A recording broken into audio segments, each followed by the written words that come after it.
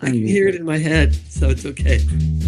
Oh, there it is. There it Is that in my head? is. We are live on Facebook. We are live on YouTube.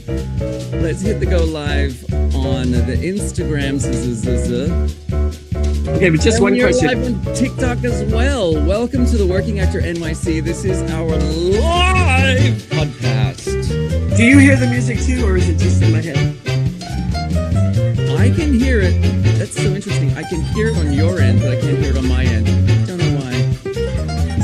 Oh, it's the wonders of technology. Oh, technology, our favorite.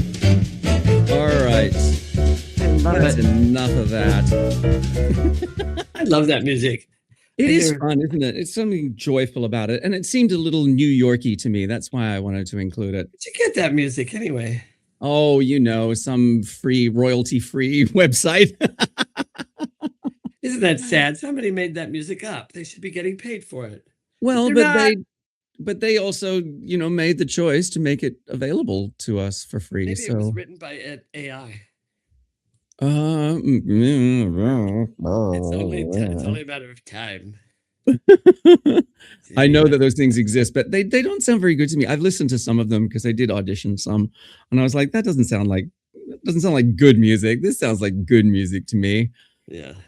Hello. Hello. House. Dolly, I have to tell you that I got very excited during this week because I did a casting director workshop with Kim Misha, Yeah. and I was allowed to bring in a scene of my own. And I took in my scene from Elspeth because I wanted to do two things. I wanted to be able to say to Kim Misha, this is a role that I booked on Elspeth. And the second thing was, this is a character type or brand or wheelhouse that I call smart servant. And she loved that I had that language. And I just sort of feel like I just want to encourage everybody to go into these situations in a way that they can feed their language to the industry so that the industry That's can really that's really smart. You know, that's like a leap jump forward on the old adage, always answer the question you wish they'd asked. You know, it's that same kind of thing. You designed it. You gave it yourself a little, strategy. I really did, and I just and That's I so did it smart. again. I did it again later when we got to the Q&A. Because I was like, you know, smart servant is one of my character types. Another one is boss with bite or vulnerable dad, and she's like, oh, vulnerable dad, right. So I mean, like, I can guarantee you that this casting director walked away from that workshop with those words in her head about She had me. you categorized in a positive and value creating way and she didn't even have to do that. You did it for her. I did it for her. But you didn't stereotype yourself. You gave her broad distinct lanes. Yeah, distinct lanes. You gave her character. lanes. Yeah. But you didn't say, I have to be wearing glasses and I've got to be, with the Lithuanian accent or whatever. I do that all the time. One of my wheelhouses. Yes, What? Have you got anything with a Lithuanian accent? Patrick, that's who we need. Richwood, Patrick that's Richwood. who Get Patrick Richwood. No, better yet, get a Patrick Richwood type. Because Patrick Richwood's probably far too busy to do this. Absolutely. Multi-million-dollar movie, such a small role. Okay, so the sort of button to that story was just that. So after we had this discussion about type, she assigns the scene that I'm going to be doing next week, and she assigned this elegant criminal scene for me, which I absolutely love because it 100% gives me Alan Rickman vibes, and I completely want to be Alan Rickman when I grow up. And I was just so thrilled. And so I think I have a new type that I'm going to start working on: elegant menace. Fabulous. Yeah, that's really good. It's really good. Yeah, Alan Rickman, the master of the pause, Mr. Potter. I can't even do it. I can't even do it with a straight face. It's that voice. I can't do the voice. I really wish I had an Alan Rickman impersonation, but the voice is so he's distinctive. He was a genius. Anyway, he was one of the. I mean, Britain's national treasures. And one of my, like, I wish I could, that's the career that I emulate in a lot of ways. He Yeah, would probably laugh. Based on what I know of him, he would probably laugh, chuckle to himself yeah. if you said, "I want your career." Because although he knew, of course, how fortunate he was, and also that he, I'm sure he understood that he deserved those roles because he's so fucking good. But I know And also that he's like, he has said, "I'm lucky," yeah, well, I It's mean, random business. he didn't book Die Hard until he was 39. So is that right? 39? Oh, the other one. No, sorry, I'm getting two stories Oh, conflated. to be 39 again. Well, I'll tell you who didn't make a splash until they were 39. Pedro Pascal. Oh, Pedro Pascal, prior to Game of Thrones, was waiting tables in New York City. Danny DeVito famously didn't get booked. His first big thing was Taxi, and he was 40. Yeah. It's like 40 or something, I think. Close to 40. Anyway. It's just one of those interesting things that people we sort of just assume have been always successful, and to find out that no, they just stuck at it long enough for the role to catch up with them. Yeah. And they, well, Right. they didn't just, yeah, they stuck at it, or you could even say they persevered. I saw this thing, somebody sent me this thing this morning that said, send this to some actor that and it was like, it was on Instagram. It's just a long shot of a guy, looked like he just finished a self-tape it on a couch, and he was crying. And it said something like, the super said something like, you made it through the days that no one will ever see, and I'm proud of you for still being here and still whatever. Yeah. And I personally, I thought, well, why just actors? I could send this to everybody I ever met who lives in New York City. But Right. also, but it's true. It's like, we actors, we have to persevere through all the stuff that people just can't even imagine that Yeah. we deal with, like, in a vacuum. Yeah. Well, it's the vacuum part that I think is also peculiar to what we do. Yeah. We've That's why I'm talked always about spouting these. about Tribe. Yeah. Yeah. I just want to say a quick housekeeping. Good morning to all my friends. Afternoon, sorry, to all of our friends over on TikTok. If you hit that where I am, the first link in my link tree will bring you over to YouTube, so you can look at Patrick's punum and not just mine. You even have your choice of going horizontal or vertical, depending if you want landscape or you're on a mobile device. Oh, if I had a nickel. We had. Do you have a preference, Patrick? Horizontal, vertical? Not really. I'm first. As long as it happens. I'm versatile. I'm and thankfully flexible. Wait, what are we talking about again? I'm talking about my hair, which is currently vertical. That is highly vertical. You're welcome. All right.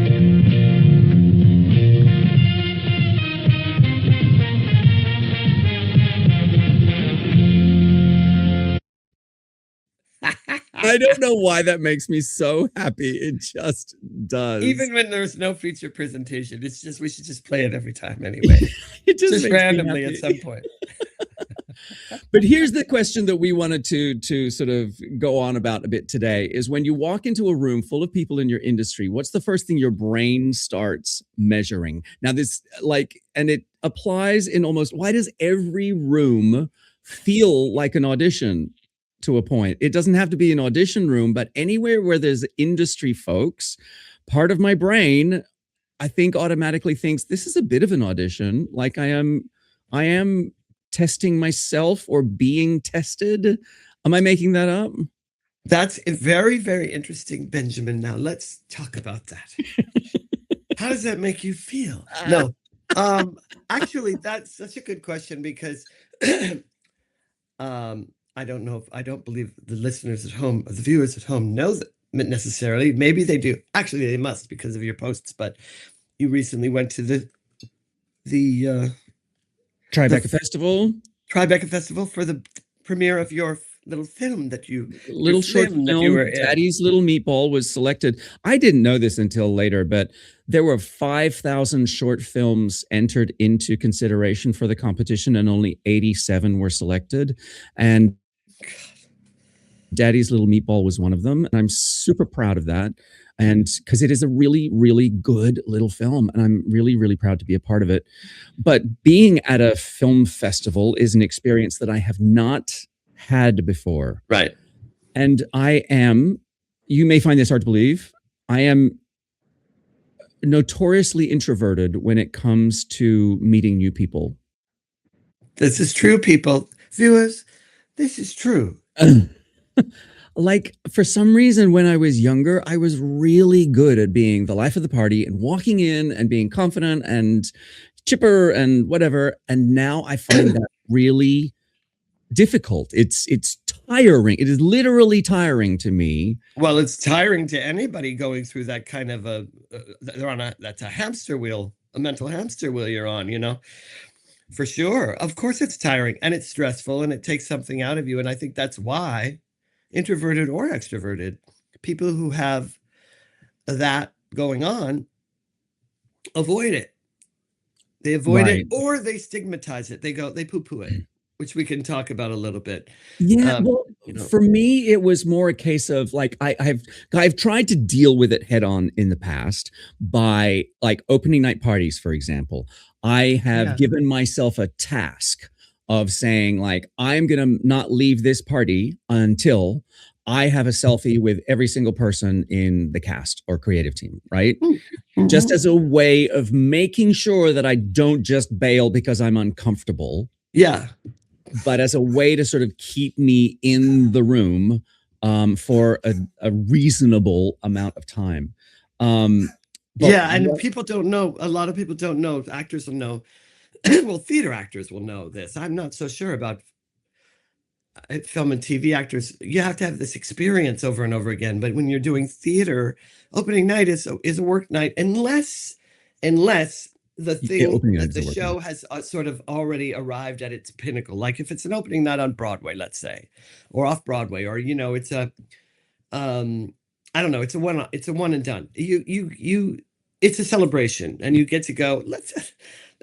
Let me just stand here and have people like adore me. But if it's like at a normal regional theater where there's going to be more, you're going to work again, and they're doing season after season. It's work. They want you to meet the board members. They want you to meet the donors. The patrons want to meet you. They're very proud of it's really about them. It's really not about you. The show is the sort of the reason for being there. But it's honestly, I remember, many an opening night where I realized, oh, I'm not going to get any food tonight, and I'm not going to sit down. This is work. But that's when Benjamin gets hangry. Benjamin needs something to eat because, listen, opening night comes at the end of tech week and previews mean rehearsal during the day and then a performance at night. And then you do the show and then you go to the party and it's late and Benjamin's already past his bedtime. And do you understand what I'm saying? Like, it's like, girl, I know I've come over at 6 p.m. and you've already got your curlers in your hair. So I understand. She's already wearing her cold cream. She enters the door with a nightmare. What? Oh my God! It's moon is so bright. It's so sad because it's true. I have no, now that we're in, the height of summer and it's light at 9:30. I have no problems about going to bed when it's still light. Oh, see, because I'm like the opposite. I'm like, it's 9:30 and it's still light. Let's climb a tree. Who wants to ride bikes? I worked in Romania once a million years ago, and it's so north there that when you come out of the soundstage, you're inside this artificial light all day. You come out of the soundstage, and it's dusk. It's dinner time. It's about 7 p.m. and you look at your watch, and it's 11. Oh no way! Oh yeah, and it's so disorienting. We can't go to any restaurants. We can't that's it. Oh, it's so weird. That is so disorienting. Yeah. But anyway, all of that to say, yeah, look, going to Tribeca Film Festival, I knew that I wanted to get as much out of the festival as I could, having never been in this situation before. So I wanted to really stretch myself and put myself out there and try to get as much out of this experience as I could. So I went to mixers and opening night festivities and to talks and to screenings, and I tried to meet people. I put on my big boy pants and I put myself out there and I initiated conversations with total strangers. Good. That's so good. What better situation than I'm in a movie here? I'm in one of these films. Well, but that was the thing, is that I didn't lead with that. I didn't try to make it about me. Inevitably it would come up and I would say, yes, I'm the lead in one of the short films that's in a program on Saturday night or whatever. But what I went into every situation with, the question that I went into every situation with was, what are you hoping to get out of the festival? Because I really wanted to learn what I should be doing there. You know what I mean? Yeah. How did it go? How did that work? It was great. It was because what I learned is that very few people have any sort of career defining goal in being at Tribeca Festival. They just wanted to be there to enjoy the company of other filmmakers and other creatives and talk about this thing that we love, which is making films. And you're in a room or a building or a festival filled with creative minds or people who love creative minds. And it's like, what a stimulating, wonderful thing. If I had been one of the people that you had said that to, I would have been really like, that's a good question. I don't know. You kind of was like that. I know what I hope to get out of this. That's a good, and if I were one of those people that was terrified that people were going to ask me questions that I couldn't answer, I'd be like, I gotta go to the bathroom. Sorry. Excuse me. I have a medical emergency. I'd be like, the big question. But but the point is, you took it off of yourself and made it about something other than you and your. I think those are in our world, those are actory, like gremlins. They're like, a teacher of mine would call them actor concerns, or in one sense, she would call those actor concerns, but it would be like, it would be foolish to think that those are anything but gremlins that are getting in the way of you just being yourself at a party, and in fact, you can even carry that across to into the room for auditions or into waiting rooms. Lots of people are terrified of waiting rooms where they have to see their competition and all that shit. And it's like, same Gremlins. Oh my God, what am I doing here? Oh, I'm going to be found out. Oh, they're going to someone's going to make me feel bad. Oh, all those stupid things that go on in people's, probably go on in everybody's head, in life. But this was the thing. This is sort of where we came up with this question in the first place of, why does every room feel like an audition? And it's something that actors, we do to ourselves. It's this thing that we do where we think we're being tested all the time. We think we have to prove something more than other people, that there's some sort of a competition going on. Well, maybe it's because we're putting ourselves, I don't know, but maybe it's partly because we're literally putting ourselves in harm's way, in a funny sort of way. We're having to occupational hazard. Against all our better nature. You're having to go way out on the skinny branches and be vulnerable, whether it's in the work or it's in the conversations we have around in rehearsal or in the audition, even conversations with our reps. People can get, I know I certainly can get uncharacteristically weird when I'm having conversations with reps sometimes, where it's like, I'm not going to know what they do. I'm going to look stupid here because I don't know what their stuff. I don't have FOMO. I have fear of missing sleep.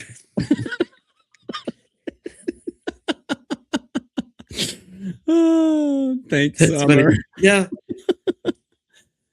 But it I, is so then let's take it a step further.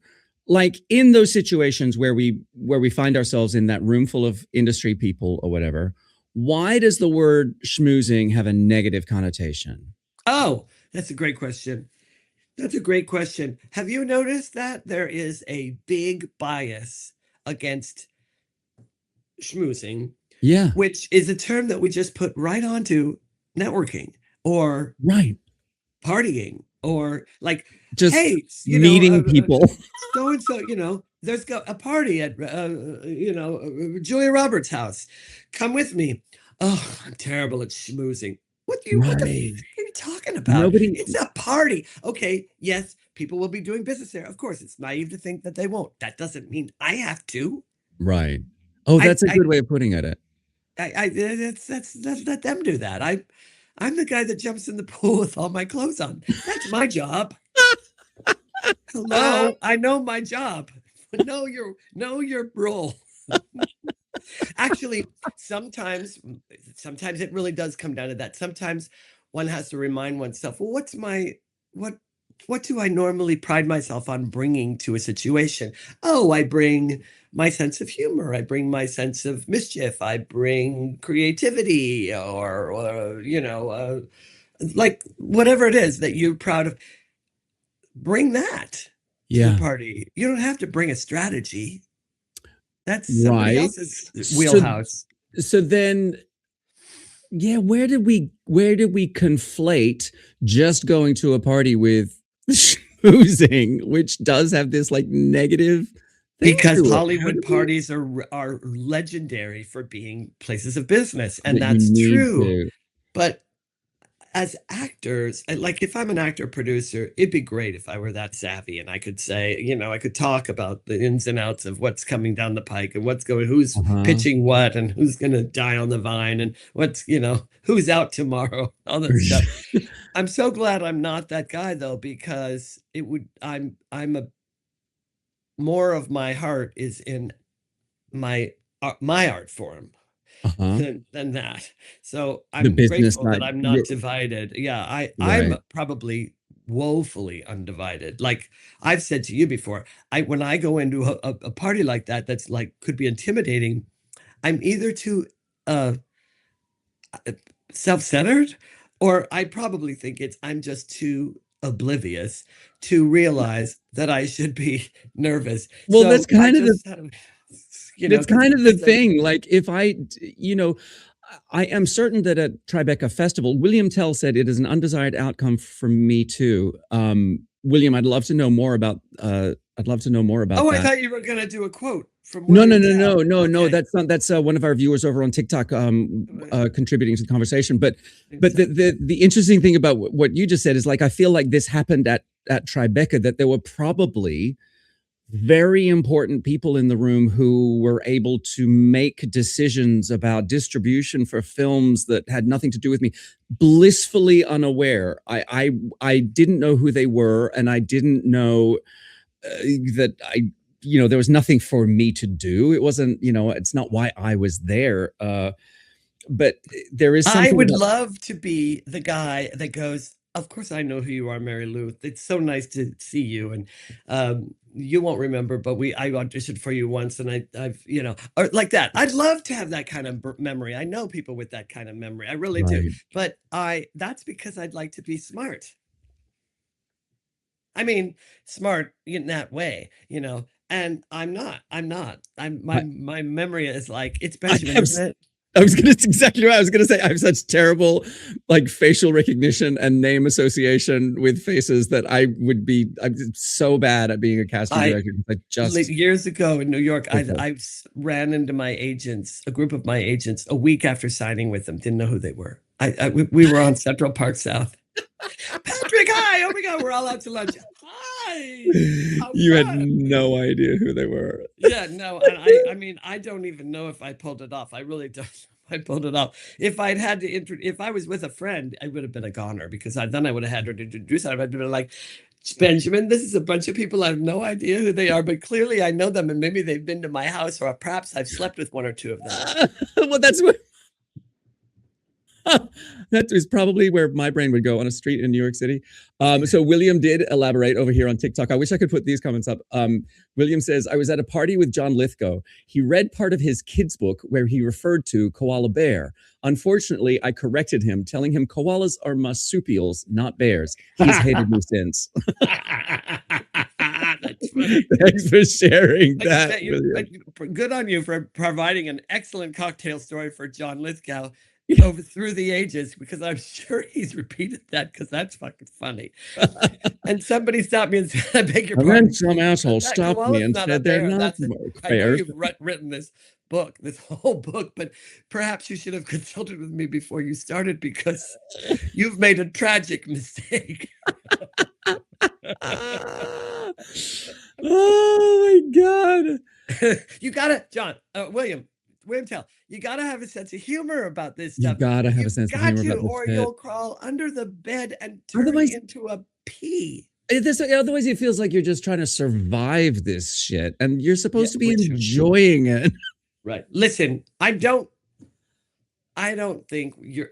I'm gonna riff on this. This is not a. This is not I'm not editing you. I'm riffing. This. I don't think we're supposed to enjoy anything, because, honestly, it's all up for grabs. I think it's better if we do, though. I mean, it really is better if we do.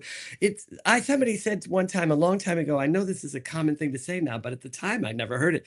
She said, it's called a play. We were in rehearsal and everybody was getting all angsty. And she said, it's called a play, you guys. And it was, in fact, a comedy we were doing. We were all like sweating over this one thing. And no.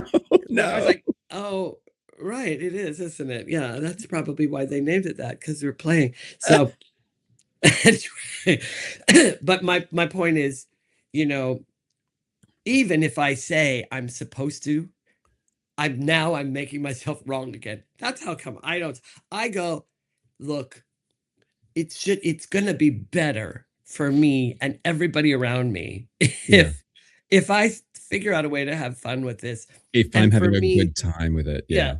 For me, that means stripping away everything that's not my job. It's not my job to strategize here. It's not my job to get another job here.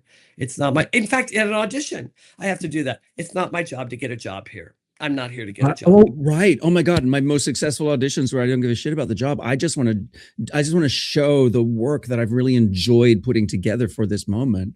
Yeah. Yeah. And it's an interesting thought that I just had, which is like being oblivious, like walking into an industry event where you're a little bit oblivious to who the successful people are in the room, who's on the hierarchy in the room.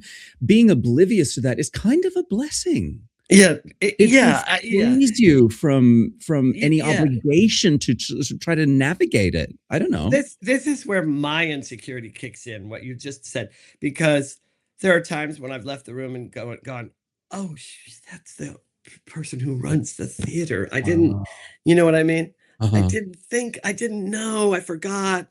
I wish I'd known, because then I could have said congratulations on the award for the theater or whatever. You know what I mean? That's where I circle back to. That's my thing, is like, oh, sure, I wish I could be the guy that could retain those kinds of facts. I still wouldn't want to strategize. I just would rather I would love to be that kind of person that knows about stuff about people that has retained, because I think it feels good to the other person. It feels good to go, oh, he knows who he knows who I am. That's nice. Even if you're a big shot. I mean, obviously, if you're George Clooney, you're not surprised when people know who you are, but you might be surprised when, like, for instance, I've had really very, very, like, we could say arguably the most famous people in the world have occasionally said to me, if I've had a chance to meet them more than once or work with them more than once, how's your da-da-da? The last time we talked, it was, that How's kind of thing. Dog? Yeah. How's your sister? Did she ever get that, or whatever the thing is? And it's like, God, that's good. That feels so good. They retain some information about you. And I think it would be the same in reverse. I think if I said to that person, well, did you ever start that clothing line? Because you were so excited about it. You know what I mean? Or whatever. I'm making that up, but The next time I meet Carrie Preston, I'm going to ask her how her vacation in Italy was with her husband, Ben, because that's what we talked about on set, Oh, yeah. because she was so lovely and charming. And she's also talked about this, but she was so lovely and charming on the set of Elspeth. And she makes it her mission as number one on the call sheet. She makes it her mission to make sure that everybody on the call sheet feels welcome and safe and comfortable so That's that they wonderful. can do their best work, because she has been in situations where she has felt uncomfortable and unsafe and unwelcome to do her work. So that's great. So Love she and I were able to actually have a real person-to-person conversation, and we ended up talking about her vacation, her upcoming vacation in Italy with her husband. So see, of course, if it were me and I ran into her, 3 years later and said, "How was your vacation in Italy with your husband?" She would say, "I divorced him, and that was a very messy divorce, and thanks for bringing it up." Thanks a lot. Wait, William's got another story. A friend accidentally ran into Jodie Foster's car on Santa Monica Boulevard. Jodie gave him a lawyer's business card. He will be in touch. Okay. Poor Jodie Foster. What's I don't get it. So no, me either. But it's okay. Maybe there's more to come in the story. Sorry, I shouldn't have started reading until we got to the end of it. Oh, there's more. Sorry, William. Since we're talking about famous people, I wanted to play this video, which I came across this week. It's me, isn't it? Oh, it's not playing. I think I've maxed out something. So this was an interview that Seth Rogen gave to the New York Times. And in it, he remembers reading a book called Getting Clear. And it really elucidated something for him as a celebrity. I don't think it's going to come up, so I'm going to remove it. So this thing happens to famous people, that as they get famous, that if they find that somebody else is getting better treatment than them, then they start to think it's a reflection on their talent, that they start to get insecure about their talent if they can see another celebrity or famous actor getting better treatment than them. And I just sort of thought, oh, so it never goes away. It's just something else that happens as you move up the ladder. Yeah, I've had that experience. It kind of reflects, it kind of compromises your view of your, like, what do people think of my talent? And also it makes it, you go, oh, is this all they value? Like, it's a harsh reminder that everything just comes down to the bottom line when you're negotiating in shows. Sometimes you're with you go into a production where they want to do so much and they just whatever. It's so rare, but for me anyway, but it's like, that's a wonderful feeling. And I've noticed that the more you're getting paid and the more perks your deal has, the better they treat you, which is so strange. You'd think it would be the opposite, but it's not. They I guess in the back of their minds.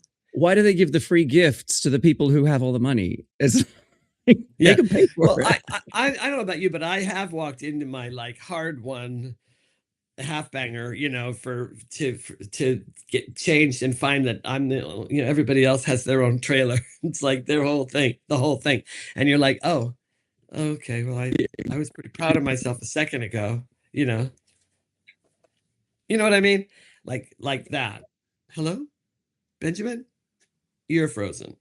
I'm putting you on speakerphone because I think we're still on. Are we still on? Yeah. Because my computer has just shut down. It is in I've got the little spinning color wheel going. Oh, hate that.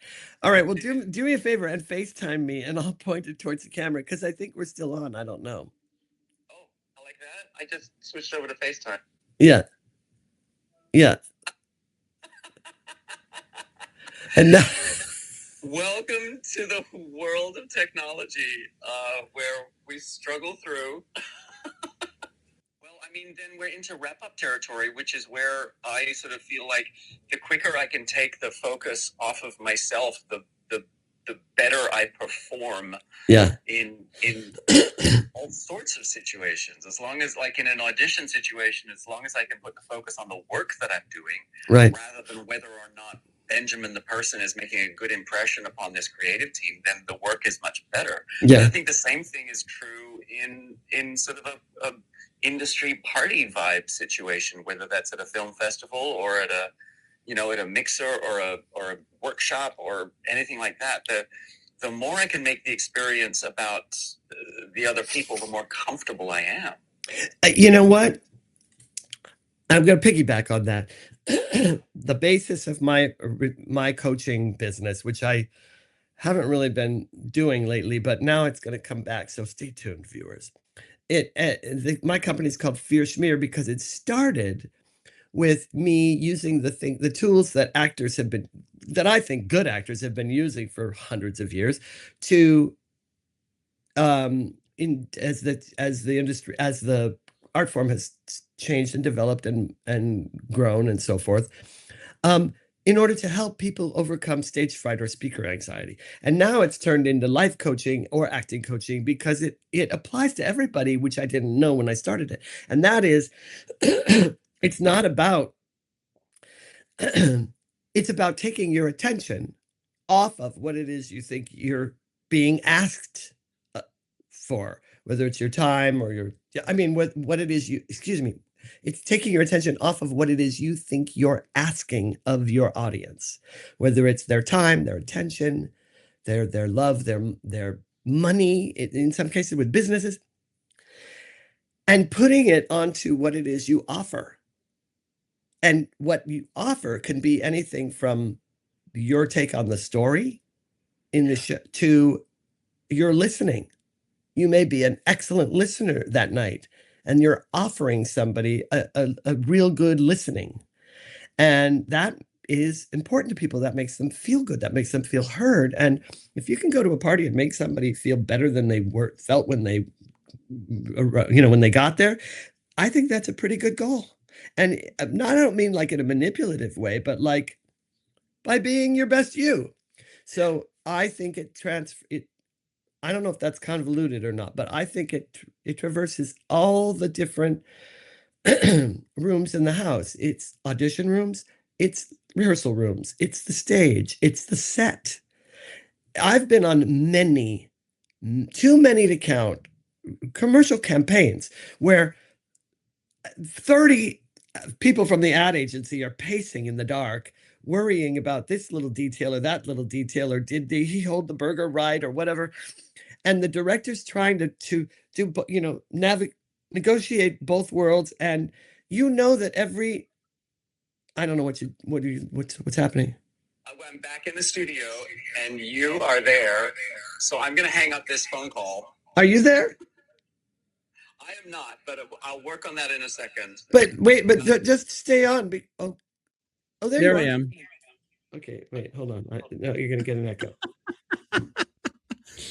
Well, I once don't again, know it's always nice to know that you were listening with every fiber of your being to my words of my gems. Just the jewels dripping from your mouth about droplets of gold, darling. But it is the thing. I mean, like, that's how we get through these situations. You take the attention and you off of what you were saying, which is like what you think is being asked of you. Yeah. Right. Oh my God, I'm supposed to know all the statistics about this movie. I'm supposed to know everybody's name. Oh my God, I'm not going to know everybody's name. Oh my God, I'm supposed to know the name of the producer. I never even met him. I'm supposed to strategize my next job because there's an important producer over there. Who thrives in that sort of pressure? Who thrives? Very few people. Some people do, but very few people do. It's really a shark's game. It's a game for people who are bred to keep swimming or they'll drown. Most of us aren't really built that way. I'm not built that way at all. I have no issue with sharks. They're great. Oh my God. They're part of the ecosystem. But I am not one, nor am I a bottom feeder. I'm a dolphin.